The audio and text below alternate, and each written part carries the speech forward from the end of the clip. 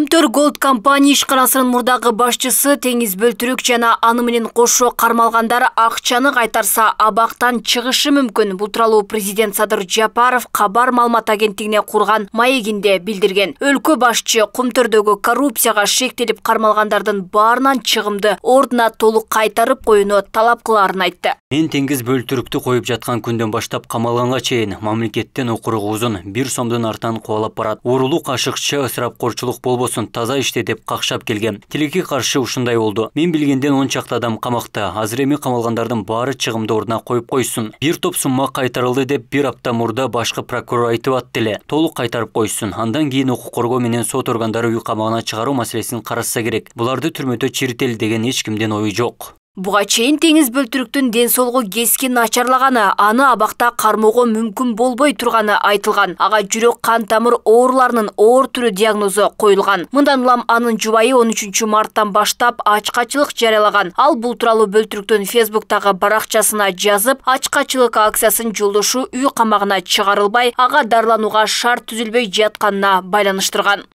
Башкы прокуратура Кумтөр Голд компания ишканасын текшергенден кийин 3 кылмыш ишин козгоп, коррупциялык схемадан улам мамлекетке 1 миллиард сом өлчөмүндө зыян келтирилгенин аныктаган. Буга байланыштуу Теңиз Бөлтүрүк жана аны менен кошо жабдуу боюнча Адис Айшагүл Фронтбек кызы Жаналиева, каржы башкармалыгынын директору Рыспек Токтогулов да кармалган.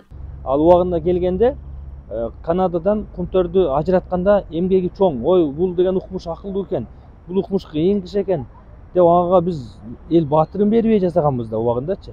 Анан эле Теңиз Бөлтүрүктүн ошибкалары чыгып, кылмыштары аныкталып калгандан кийин ага окуй бул көрсө көз боегуч турбайбы деп аны камадык. Эми сот гана баягы акыркы точканы коет. Эгерде ким мыйзам бузса, мамлекетке зыян келтирсе, ал биринчиден төлөш керек зыянды, экинчиден түрмөдө отуруп жооп бериш керек да. Буга чейин Кумтөрдүн ишмердүүлүгү боюнча эсептөө палатасы аудиттик отчетун жарыялаган. Анда Теңиз Бөлтүрүк улуттук холдинг башкарып турганда каржылоого 1,9 миллион доллар короткону аныкталган. Мекеме жалпысынан 63 бузууну аныктаган. Канадалык Сентара Голд компаниясы башкарып келген Кумтөргенин Кыргызстандын бийлиги 2021 жылдын май айында өз карамагына алган. Алмагүлерке Байгызы, Жылдыз Кадырбаева, Ош ТВ.